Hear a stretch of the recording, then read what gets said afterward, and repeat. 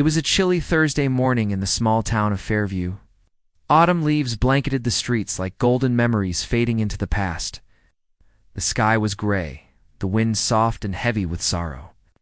And inside a little veterinary clinic tucked behind the grocery store, a woman sat motionless, arms wrapped tightly around a large German shepherd, her face buried in his thick fur. The dog's name was Max, 12 years old, loyal to the bone, and dying. Beside them sat a small duffel bag, his favorite toy inside, a threadbare tennis ball, and a hand-knitted blanket that smelled like home. Max had been diagnosed with an aggressive form of cancer just 3 months ago, the vet said. They had weeks, but Max had defied time. Till now, his once sharp ears had drooped. His eyes, once golden and full of mischief, now looked tired, cloudy with pain. Every step he took looked like a war against gravity. He hadn't eaten in 2 days. He was breathing heavy. It was time, the vet had warned her. When Max stops eating, it's a sign he's ready. But Hannah wasn't. She wasn't ready at all. Hannah Bennett was in her mid-30s, a school teacher who lived alone ever since her divorce. She and Max had been together since he was a pup. He'd been there through every broken heart, every job change, every quiet night when the world felt too heavy. He wasn't just a dog. He was family, her protector, her lifeline. And now he was slipping away. The clinic was quiet except for the occasional distant barks from the back kennels. Hannah sat on the floor of the exam room, hugging Max tightly. "You're my good boy," she whispered into his fur. "You've always been my good boy." Max responded with a weak wag of his tail, resting his head gently on her lap. Dr. Lewis, the vet, stepped in slowly. He was in his late 40s, kind eyes behind thick glasses. He carried a small tray with 2 syringes, one to make Max sleep, the final one. Hannah looked up at him, her eyes bloodshot. "Can I just have another minute?" she asked. Dr. Lewis nodded. "Take all the time you need." She buried her face into Max again. "Thank you for saving me, Max," she sobbed. "More times than you'll ever know." Max let out a soft grunt and did something that shattered the room's silence. He lifted his paw slowly and placed it over Hannah's arm like a hug. It was the first time in days. He had moved voluntarily. Tears poured from Hannah's eyes. She smiled through her heartbreak. "Look at you, even now, comforting me." Dr. Lewis, watching quietly, from the side furrowed his brow. That was strange. He looked at Max again. Something didn't feel right, the way Max was breathing. Yes, it was labored, but there was still rhythm in the way he moved. Sluggish, but responsive. Not the typical signs of end-stage cancer. Not quite. He knelt down, placing a stethoscope to Max's chest. Hannah looked up, startled. "What's wrong?" Lewis didn't answer right away. He tilted Max's head gently and examined his eyes, then checked his gums. "E!" muttered, standing up slowly. Hannah wiped her eyes. "What? What is it?" Dr. Lewis hesitated.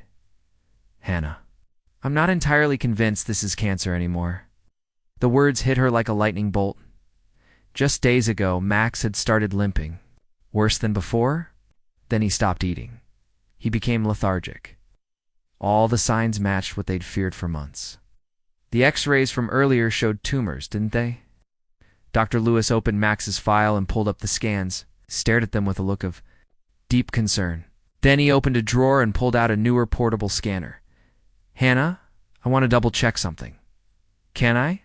She nodded quickly, confused but hopeful. Dr. Lewis turned the scanner on and began rechecking Max's abdomen. Minutes passed in silence. Suddenly, he froze. "What the?" he whispered. "What?" Hannah stood up, trembling. He turned to her, eyes wide. "That shadow we thought was a tumor. It's moved."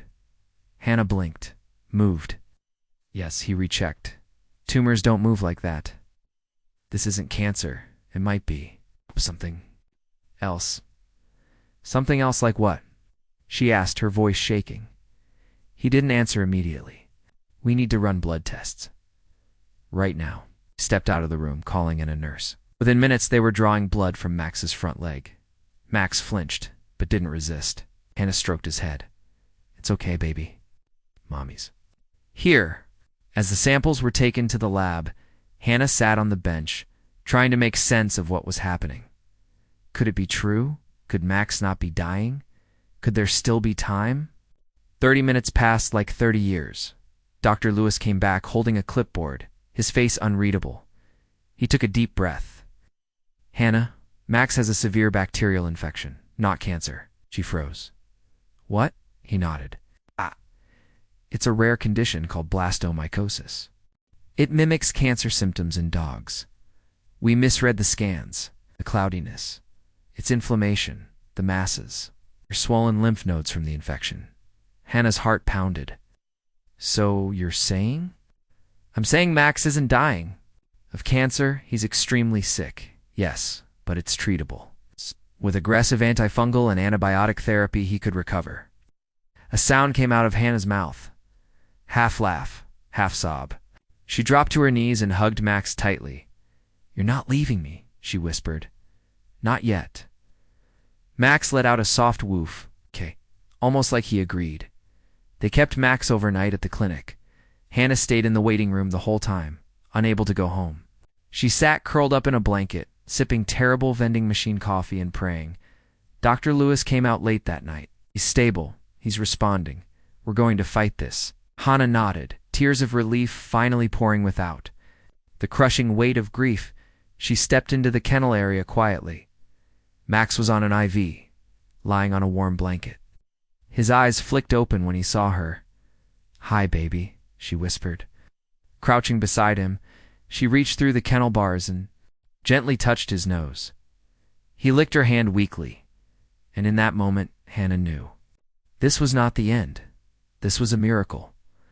Morning light crept through the thin blinds of the vet clinic's overnight room, casting soft rays onto the floor. The room smelled of antiseptic medicine, and Hope Hannah had barely slept. She sat, curled up in a chair beside Max's kennel, wrapped in her coat, her face puffy from both tears and exhaustion. But this time, they weren't just tears of sorrow. They were tears of possibility. Her dog was alive. He was sick, yes, but he wasn't dying, not anymore. She looked into the kennel where Max lay, his breathing still labored, but a little less shallow than the night before. His eyes opened slowly, and for the first time in days, there was recognition.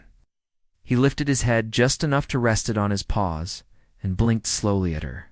Hannah whispered, You're still with me, buddy. A moment passed, then Max wagged his tail. Over the next week, Max remained at the clinic under close observation. The diagnosis blastomycosis, a serious fungal infection, was both a relief and a challenge. Loss, the lethargy, the breathing difficulties, even the strange masses seen in the scans. Dr. Lewis had started Max on powerful antifungals and antibiotics. He required for fluids, regular scans, and round-the-clock care. But most importantly, there was now a treatment plan. Hope had entered the room. Hannah visited him every morning before school and every afternoon after work. She would sit beside his cage, reading aloud from their favorite bookware, The Red Fern Grows. Old Dan had fought his last battle, she read one afternoon, her voice cracking. He had given his life so that little Anne might live. Max lifted his head. Hannah chuckled, brushing away a tear. You're not giving up like old Dan, okay? You're going to fight. Now. 2 weeks later, Max was strong enough to come home. When Dr. Lewis walked Max out into the lobby on a leash, the entire clinic staff clapped. Max walked slowly, carefully, but he walked. His eyes were brighter. His coat had some sheen again, and his tail was wagging. Hannah dropped to her knees and opened her arms wide. Come here, big guy. Max limped into her hug and collapsed into her lap. They stayed like that for minutes, woman and dog, broken but healing. Dr. Lewis knelt beside them. We're not out of the woods yet, he said gently. He still needs a few months of medication.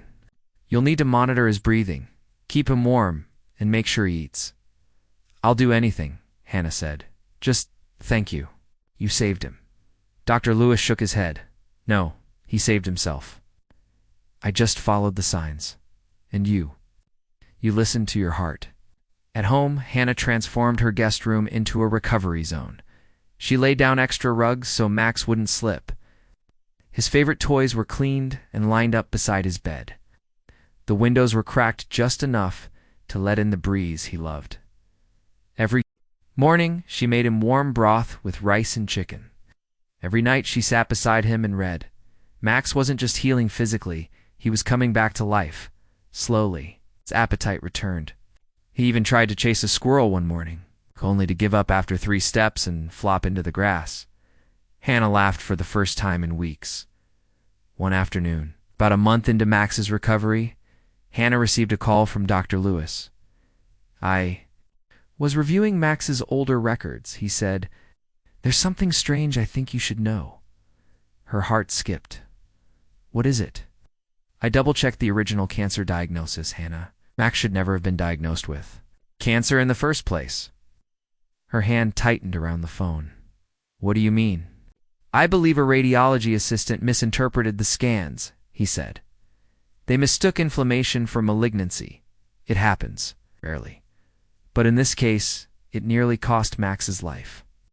Hannah was silent. I've already submitted a report and spoken with the lab. The person responsible no longer works with us. She swallowed hard. So for 3 months, I thought he was dying. She swallowed hard. So for 3 months, I thought he was dying when he wasn't. Dr. Lewis sighed. I'm so sorry, Hannah. We got it wrong. But the important thing is Max is alive. And he has a future. Hannah hung up the phone and looked over at Max, who was sleeping peacefully on his bed, his paws twitching from a dream. She crouched beside him and whispered, I'm so sorry I almost gave up on you. Max opened his eyes, groggy but content, and licked her hand. 2 months passed. Then for Max improved steadily, regaining strength. He started going for short walks again. His coat grew fuller. His bark came back, and so did the spark in his eyes. One Saturday afternoon, Hannah took Max to their favorite park, the first time in over 6 months. Children were playing, leaves were falling, and the scent of cinnamon rolls from the vendor. Cart filled the air. Max walked beside her, tail up, ears perked. He moved slowly but proudly, like a soldier returning home. A small boy pointed. Mommy, that dog looks like a police dog. Hannah smiled. He's better than that. He's a miracle. That night, Hannah posted a photo online, a side-by-side, of Max from the day he was nearly put down, and now, caption, he hugged me goodbye, but life had other plans. Max is still with me, stronger than ever. Never stop believing in your dog. Sometimes they just need you to look a little deeper. The post went viral. Thousands of dog lovers from around the world commented, shared, and cried with her. Messages poured in, and he was months turned into a year. Max grew old, as dogs do, but he never stopped fighting. He still limped. He still needed meds, but he lived longer than anyone had expected. Every extra day was a gift. He saw one more Christmas, one more summer, one more birthday. He even sat beside Hannah the day she got remarried, tail wagging as she said, I do. Hannah's new husband, Mark, loved Max too. He had a rescue dog of his own, a golden retriever named Daisy. The 2 dogs became inseparable. They shared toys, they shared bones, and they shared stories of survival. In their own quiet way, eventually the day came when Max grew tired again. This time, truly tired, he stopped eating. His legs gave out. His eyes, still golden, began to dim. And this time, when Hannah held him, she knew. There were no syringes. No questions. No last-minute miracles. Just peace. Max passed away in Hannah's arms on a warm summer afternoon. The window open, the breeze carrying the scent of flowers and far-off birdsong. He didn't need to hug her this time. She was already holding him. A year later, Hannah founded a nonprofit called Max's Second Chance, dedicated to helping misdiagnosed animals get reevaluated, funded, and rehomed. They provided grants for families who couldn't afford second opinions or expensive diagnostics. In the lobby of her office hung a framed photo, Max with his paw over her arm. The moment he hugged her that day, beneath the photo, a plaque read, "Sometimes a goodbye isn't the end.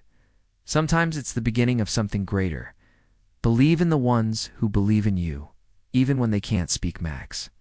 The dog who waited to be heard, and every year on the anniversary of his hug, Hannah lights a candle, curls up on the same knitted blanket he used to love, and whispers